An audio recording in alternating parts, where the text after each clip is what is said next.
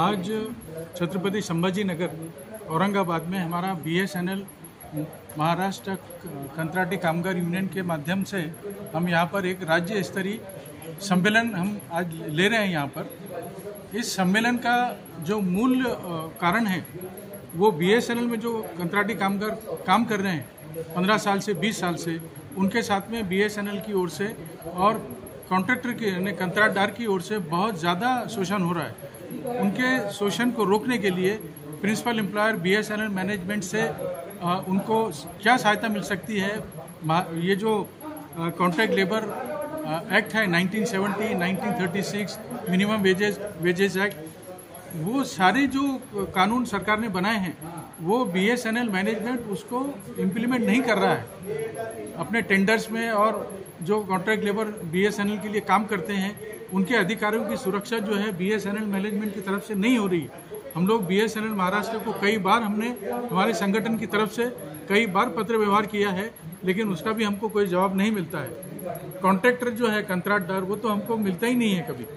और ये हालत हो गई है कि हमारे यहाँ महाराष्ट्र के अंदर हजारों कंत्राटी कामगार हैं जिनको 6-6 महीने से 8-8 महीने से उनको वेतनमान नहीं मिल रहा है। और वो वेतन मांगने के लिए कॉन्ट्रैक्टर के पास में जाते हैं, कॉन्ट्रैक्टर सीधा बीएसएनएल के ऊपर डाल देता है कि हमको बीएसएनएल पैसा नहीं देता है। लेकिन दूसरी तरफ सरकार का और जो केंद्रीय मंत्री हैं हमारे दूरसंचार के, वो पार्लियामेंट के अंदर ये दावा करते हैं कि बीएसएनएल जो है वो प्रॉफिट में जा रहा है। तो फिर कॉन्ट्रैक्टर को पेमेंट क्यों नहीं हो रहा है? और अगर कॉन्ट्रैक्टर को पेमेंट हो रहा है तो हमारा जो कंत्राटी कामगार जो नेटवर्क को संभालता है 8 घंटे 12 घंटे 20-20 घंटे वो काम करता है, तो उनका पगार क्यों नहीं मिलता है? तो इसी अन्याय के खिलाफ Maharashtra BSNL contract workers union और casual and contract workers federation ने लड़ाई छेड़ी हुई है। आज के इस सम्मेलन का मकसद भी ये है कि महाराष्ट्र में जितने भी बीएसएनएल के अंदर कंत्राटी कामगार काम कर रहे हैं उनके साथ में अन्याय हो रहा है, उस अन्याय के खिलाफ हम आगे लड़ाई कैसे तीव्र कर सकते हैं उसी का मंथन करने के लिए हम आज यहाँ बैठे हुए हैं। मैं Maharashtra BSNL contract workers union का महाराष्ट्र का जनरल सेक्रेटरी हूँ। मेरे साथ में यहाँ पर कौतिक बस्ते जी हैं जो बीएसएनएल एम्प्लॉइज यूनियन के कौतिक बस्ते। मेरा नाम यूसुफ हुसैन है। मेरे साथ जो बैठे हुए हैं ये बीएसएनएल एम्प्लॉइज यूनियन जो वर्किंग एम्प्लॉइज की यूनियन है उसके ये सर्कल सेक्रेटरी है। इनका भी काम जो है ये जो वर्किंग एम्प्लॉय है उनके बारे में तो ये बात करते ही करते हैं, लेकिन बीएसएनएल में जो कंत्राटी कामगार करते हैं उनके ऊपर होने वाले अन्याय के खिलाफ भी ये जो हमारा बीएसएनएल एम्प्लॉइज यूनियन है जो हमारा मातृ संगठन है, हम उसी के छत्र छाया में हम ये एक प्लेटफॉर्म हमने किया हुआ है कंत्राटी कामगार का, तो इनका भी हमको भरपूर सपोर्ट मिलता है। और हम जो कंत्राटी कामगार की जो संगठन है वो जो वर्किंग एम्प्लॉइज की संगठन है उनके सहायता से उनके आर्थिक और बाकी हर प्रकार के सहयोग से हम लोग काम कर रहे हैं। और ये दोनों संगठन जो है ये वचनबद्ध है कि जितने भी कामगार हमारे यहाँ कंत्राटी पद्धति पर काम कर रहे हैं उनको न्याय दिलाना हमारा कर्तव्य है। बस आजच्या या औरंगाबादच्या ऐतिहासिक नगरीमध्ये कॅज्युअल कॉन्ट्रॅक्ट वर्कर फेडरेशनचं अधिवेशन आपण इथे या सभागृहामध्ये भरवलं आहे। या अधिवेशनामध्ये आमचे महाराष्ट्रातील प्रत्येक जिल्ह्यामधून कॅज्युअल कॉन्ट्रॅक्ट वर्कर जे आलेले आहेत ते, परत आमचे नेते आहेत, आमचे जनरल सेक्रेटरी अनिमेश मित्रा दिल्लीवरून आलेले आहेत, आमचे उपाध्यक्ष नलावडे साहेब आणि ते महाराष्ट्र परिमंडळ बीएसएनएल एम्प्लॉई युनियनचे अध्यक्ष आहेत ते आलेले आहेत, आमचे डेप्युटी जनरल सेक्रेटरी नवी दिल्ली जॉन वर्गीस ते इथे आलेले आहेत आणि इतर आमचे काही रिटायर कर्मचारी सुद्धा इथे आलेले आहेत। एकच उद्देश या कर्मचाऱ्यांना एकत्र करण्याचा की बीएसएनएलमध्ये जवळजवळ 25 ते 20 वर्षापासून 30 वर्षापासून काही वर्कर्स काम करतात, पण त्यांना कुठलीही जॉब सिक्युरिटी तर नाहीच, जॉब सिक्युरिटी तर सोडाच, पण त्यांनी जे काम केलेलं आहे त्या कामाचा मोबदला पूर्ण त्यांना मिळत नाही, त्यांच्यावरती अन्याय अत्याचार होत आहेत, त्यांना मग कामावरून काढून टाकण्याची धमकी दिली जाते। युनियनकडे आलं तर त्यांना कॉन्ट्रॅक्टर सांगतो की तू उद्यापासून कामावर यायचं नाही आणि त्यांचं शोषण चाललेलं एक प्रकारे। एक आपण ह्या उघड्या डोळ्याने आम्ही वर्किंग एम्प्लॉईज आहेत, आम्ही हे उघड्या डोळ्याने त्यांच्यावरचा अन्याय बघू शकत नाही, म्हणून बीएसएनएल एम्प्लॉई युनियनने पुढाकार घेऊन या लोकांना जो न्याय मिळवून देण्यासाठी प्रयत्न करत आहे। म्हणून त्यांचं एक कॅज्युअल कॉन्ट्रॅक्ट वर्कर फेडरेशन नावाचं आम्ही एक नवीन असोसिएशन स्थापन केली, त्याचे जनरल सेक्रेटरी कॉम्रेड आमचे यूसुफजी हुसेन आहेत त्यांना आम्ही त्या अगोदर नियुक्त केलं आणि ते चांगल्या प्रकारे केलबोर कमिशनकडे ते इश्यू टेकअप करतायत. परंतु कॉन्ट्रॅक्टर आणि ऑफिसरांची जे BSNLमध्ये ऑफिसर्स आहेत त्यांची मिलीभगत असल्यामुळे या कर्मचाऱ्यांना न्याय मिळत नाही. सरकारचे जे कायदे आहेत, आता कामगार कायदे बदलले चालले, त्याच्यामध्ये तुम्ही आंदोलन करू शकत नाही, तुम्ही गेट मिटिंग करू शकत नाही, अशा प्रकारचे सरकारने आमच्यावर दबाव आणण्याचं काम केलेलं आहे. त्यासाठी सुद्धा आम्ही आता लढतो आहे. आणि हे सुद्धा म्हणजे वर्किंग एम्प्लॉईला तर न्याय मिळतच नाही, पण कंत्राटी कर्मचाऱ्यांना जर व्यथा बघितल्या मग आमच्या व्यथा त्यांच्यापेक्षा फार कमी वाटतात. पण त्या बिचाऱ्यांवर रात्रंदिवस काम करतात, आमचे नेटवर्क सांभाळतायत, ऑप्टिकल फायबरचे फॉल्ट काढतायत, टावरवरती चढतायत, खड्डे खोदतायत, दिवस रात्र काम करतायत उन्हात आणि त्यांना जर पगार देत नाही. ॲक्च्युली डिपार्टमेंट जो नियमाप्रमाणे सरकारी नियमाप्रमाणे त्यांना वेतन मिनिमम वेतन मिळालं पाहिजे, पण मिनिमम वेतन दिलं जात नाही. त्यांचा EPF आहे, तो EPF कापला पाहिजे, तो EPF कापला जात नाही बऱ्याचशा ठिकाणी. काही ठिकाणी कापला जातो तर फार तुटपून जा. त्यांना पगार जो आहे तो त्यांच्या डायरेक्ट खात्यामध्ये पगार गेला पाहिजे कॉन्ट्रॅक्टर थ्रू, परंतु तसं प्रकारचं देत नाही. त्यांना काही ठिकाणी डायरेक्ट कॅश दिली जाते, म्हणजे त्यांचे इव्हिडन्स किंवा त्यांना आमच्याकडे वर्करच कामाला नाही. अशा प्रकारच्या सुद्धा बऱ्याचशा तक्रारी आमच्याकडे आजच्या आंदोलनामध्ये म्हणजे आजच्या सेमिनारमध्ये आम्हाला त्या कर्मचाऱ्यांकडून ऐकायला मिळाल्या. आणि पूर्ण भारतामध्ये किंवा पूर्ण देशामध्ये हे जे चाललेलं आहे शोषण चाललंय, म्हणजे कामगारांचं जे खरोखर कष्टकरी लोक आहेत त्यांना न्याय मिळत नाही या देशामध्ये, या महाराष्ट्रामध्ये. तर त्यासाठी ही BSNL एम्प्लॉईज युनियन आणि WWC वेलफेअर असोसिएशन जे आहे, आम्ही एकत्र संयुक्तरित्या या कर्मचाऱ्यांना न्याय मिळवून देण्यासाठी आजचं हे आम्ही हे अधिवेशन भरवलेलं आहे. आणि त्या कर्मचाऱ्यांना न्याय मिळावा. BSNL प्रशासन वारंवार आम्ही प्रशासनाकडे मागणी करतो की यांचं मिनिमम वेज मिळाला पाहिजे, यांना EPF कापला पाहिजे. परंतु त्या टेंडरमध्ये सुद्धा काही चुकीच्या अशा पद्धतीने टेंडर काढले की तो कर्मचारी आमच्याकडे नाही, आमचं फक्त त्यांच्याशी काही अधिकार नाही, कर्मचारी आमच्याकडे कामच करत नाही, अशा प्रकारची सुद्धा अधिकार आहेत. कारण का आम्ही कॉन्ट्रॅक्टरला जॉब वर्क दिलेला आहे, त्यामुळे ह्या कॉन्ट्रॅक्टर वर्कर आमच्याकडे कामच करत नाही, आमच्याकडे फक्त कॉन्ट्रॅक्टरला आम्ही काम दिलंय आणि आमच्याकडे काम करत नाही, अशा प्रकारचे सुद्धा बातम्या दिल्या जातात अधिकाऱ्यांकडून. हे चुकीचं आहे. तुमच्याकडे काम करणार आज तुम्ही स्टाफच जर VRSच्या माध्यमातून BSNLमध्ये वर्किंग 82,000 कर्मचारी 2020मध्ये गेलेत. आज आमच्याकडे काम करायला माणसं नाही राहिली आणि ते तुम्ही आउटसोर्सिंग केलेलं आहे. सर्व काम आउटसोर्सिंग कॉन्ट्रॅक्टर वर्कर करतायत. मग ते ऑप्टिकल फायबर केबल टाकण्याचं काम असो की त्याचा फॉल्ट काढण्याचं काम असो किंवा टावर मेंटेनन्स, मोबाईलचे टावर मेंटेनन्स करायचं काम ही लोक करतात. आमचे पॉवर प्लांट काही असतात, इलेक्ट्रिकमध्ये काही लोक काम करतात की रात्रीचे जनरेटर चालू करून ठेवणे, रात्रीच्या नाईट ड्युट्या करणे, एक्सचेंज सांभाळणे. तालुका प्लेसमध्ये वर्कर एक पण नाही आहे, तिथे हे कॉन्ट्रॅक्टर लोक सर्वच काम करतात. A to Z एक्सचेंजही सांभाळतात, लाईन फॉल्ट पण काढतात, OFC मेंटेनन्सही करतात, तरी त्या प्रमाणात त्यांना पगार मिळत नाही. ही फार मोठी शोकांतिका आहे आणि ह्या अन्यायाला वाचा फोडण्यासाठी आजचं हे आंदोलन आहे. आणि आजचा जो आमचा सेमिनार आहे त्यासाठी आहे. आणि त्या ज्या कर्मचाऱ्यांच्या व्यथा आहेत त्या आम्ही ऐकण्यासाठी इथे आलो आणि त्यांना न्याय मिळवून देण्यासाठी या संघटना दोन्ही प्रयत्न करतील, याची मी आज त्यांना या आंदोलनाच्या या आमच्या अधिवेशनाच्या माध्यमातून त्यांना आम्ही सांगणार आहे. आणि त्यांना त्यावरती काय उपाययोजना करायच्या, प्रशासनाकडे काय मागणी करायची, यासुद्धा याच्यावरती आम्ही आज उहापोह करून त्यावर चर्चा करून निर्णय घेणार है। एक चीज और मैं बोलना चाहूँगा, आज जो BSNL की जो खराब स्थिति हो गई है और जो हमारा जो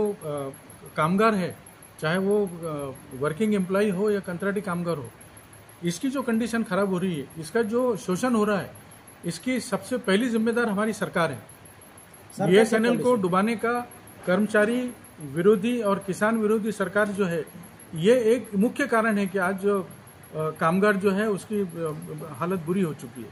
तो हम इस माध्यम से हम सरकार से भी अपील करेंगे कि भाई BSNL की तरफ जनता भी देख रही है कि इतना अच्छा नेटवर्क है, इतना सस्ता नेटवर्क है, तो BSNL के लिए सरकार भी कुछ करती नहीं है। एक न्यूज़ आती है कि इतना करोड़ रुपया दिया, उतना करोड़ रुपया दिया, मगर हमारे नेटवर्क को आज तक एक पैसे का भी फायदा नहीं हुआ। BSNL बचेगा, BSNL की उन्नति होगी तो हमारा कामगार भी की भी उन्नति होगी।